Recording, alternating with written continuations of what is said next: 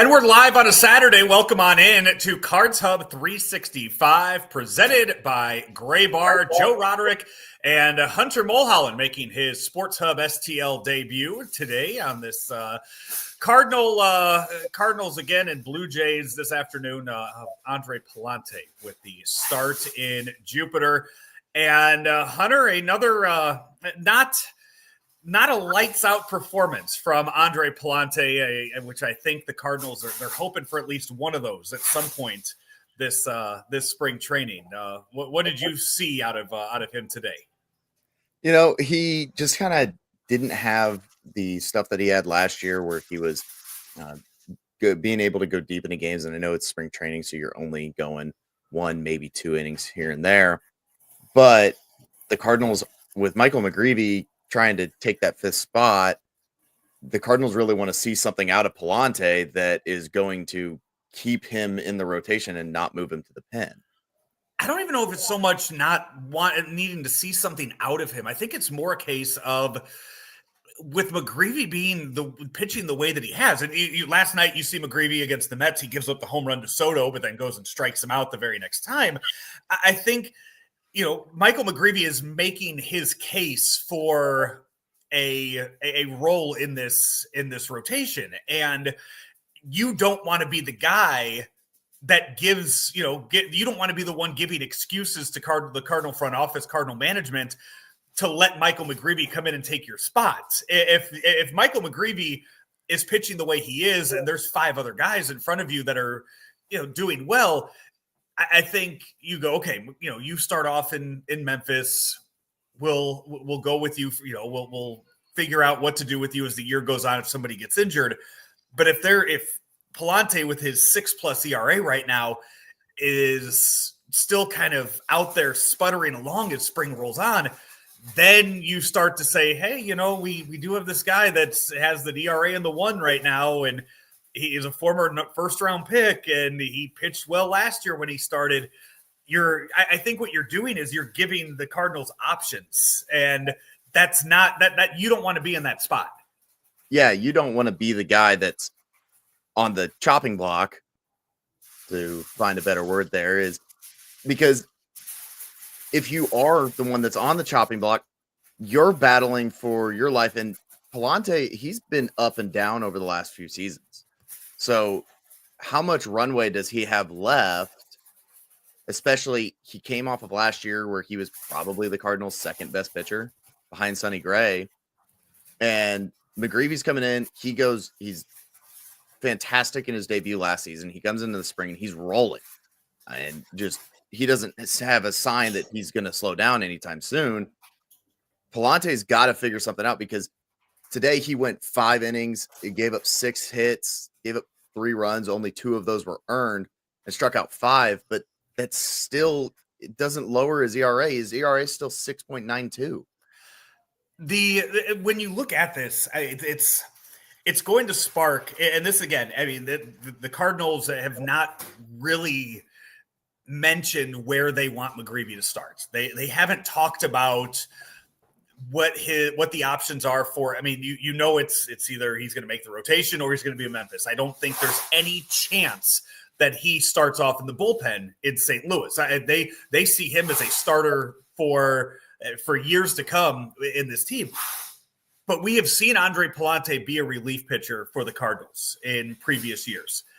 So I think what this really does is it kind of sparks this debate now of what you do with Pallante. If you decide that McGreevy is going to get one of those 5 spots, I think the big question is, what do you do with Pallante? Do you keep him stretched out as a guy that you have in Memphis in case somebody gets hurt? Or do you put him in the bullpen where he has thrived with the Cardinals? He has done well with the Cardinals out of the bullpen, and he's been up here for a few years. I think that's going to be a big question with what role they see Pallante in if he does lose that starting spot. Right. And, you can also take it into, if he does go to the bullpen, instead of being a 1-2 inning guy, he's more of the, hey, Michaelis or Fetty or Matz, are having a bad day, and we got to get him out of there quickly. And then he comes in the third inning or so and tries to ride for 3, 4, 5 innings at whatever the team needs. Then he still stays stretched out. So if there is an injury, there is that possibility. But that's not the situation you want. You don't want to be in a situation where you're banking on your starters going 2 innings. But you also have that with Matthew Liberatore, too. I mean, Liberatore right now is also that long relief guy. So as you're building the bullpen and if you're starting for the bat, you have Helsley. He's your ninth. He's your guy in the ninth. And then you start to look at where everybody else kind of pieces in with that. Is Phil Maton an 8th inning guy? Where does he fit in? Is JoJo is another guy, an 8th inning guy, one of those bridge guys from 7th, 8th inning. You have these pieces in place, but do you want those 2 long relievers out there? That's now that you have those guys out there. How much faith do you have in your starting rotation if you have 2 long relievers that you're putting in there banking for that just in case if your starters can't make it out of the 4th? Well, and that's the other thing is that if you do end up in that situation where you're looking at Pallante as a second long relief guy to hold in the bullpen, what's stopping you from making Matz or Michaelis go to the bullpen themselves? Because Matz is a guy that we've seen him go in and out of the bullpen. Man, Michaelis to the bullpen is just that's one of those I can't fathom a scenario where they look at Michaelis and put him in the bullpen. I can't either. It kind of reminds me of Wainwright's latter years where he struggled with injuries. He struggled with being able to go deep in games. And so they started piecing him into the bullpen a little bit when he was coming back from injuries. And that's kind of what I think of would have to be the situation with Michaelis, is that he's either struggling or he gets injured early and you kind of need to work him back into the bullpen. And at that point, you're selling all in on the young guys in the staff that you brought up. So I don't think it would be Michaelis. I think it would more than likely be Matz, but then you run into this situation. Now you got Liberatore, Matz, and Romero. That's 3 left-handed arms in your bullpen, and you only have about 8 spots that you can slot in.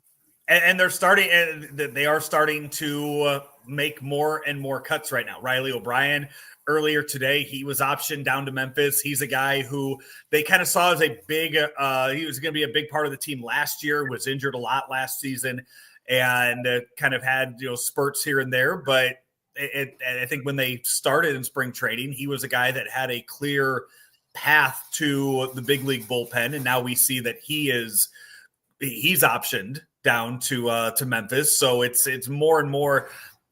We're starting to get a little smaller now with who has those spots there. The McGreevy one, he started.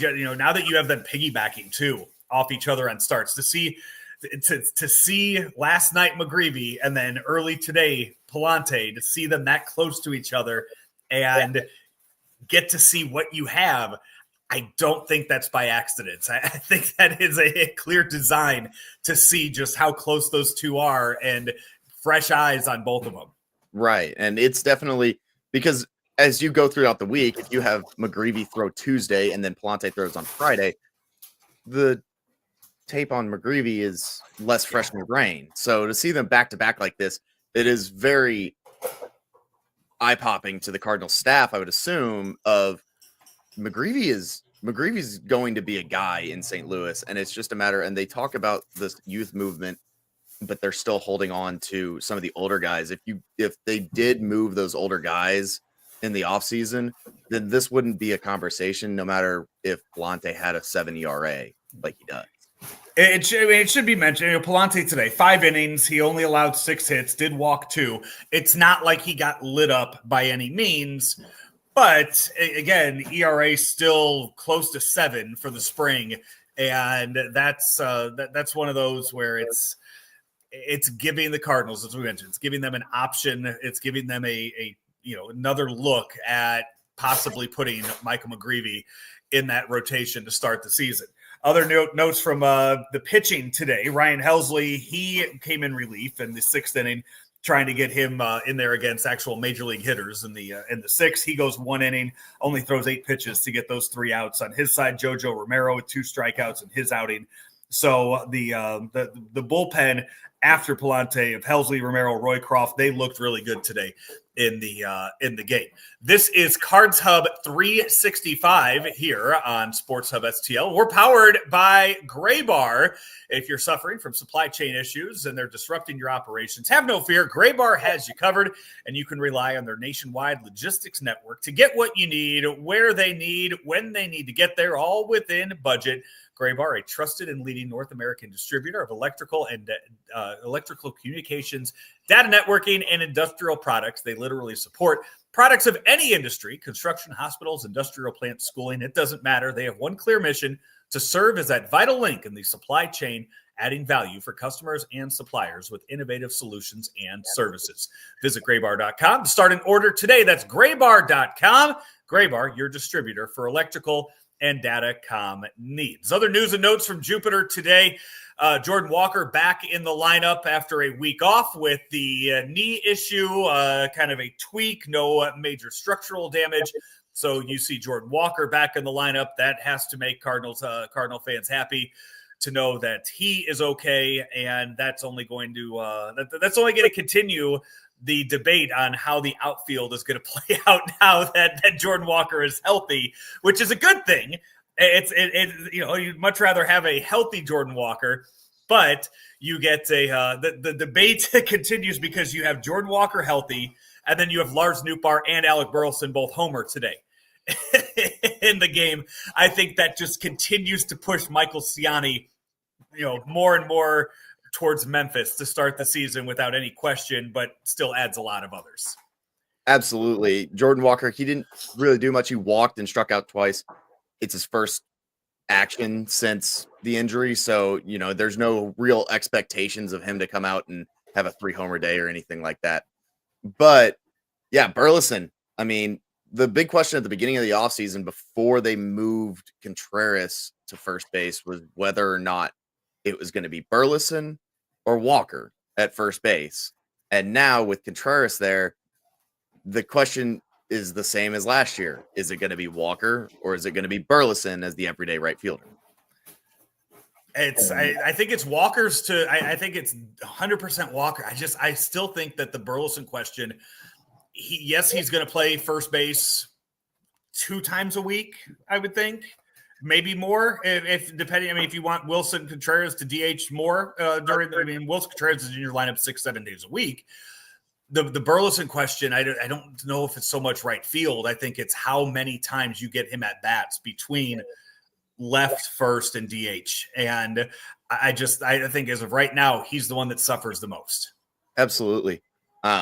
Walker coming back kind of pushes Nootbaar over to left. In my eyes, Victor Scott II is starting center fielder on opening day.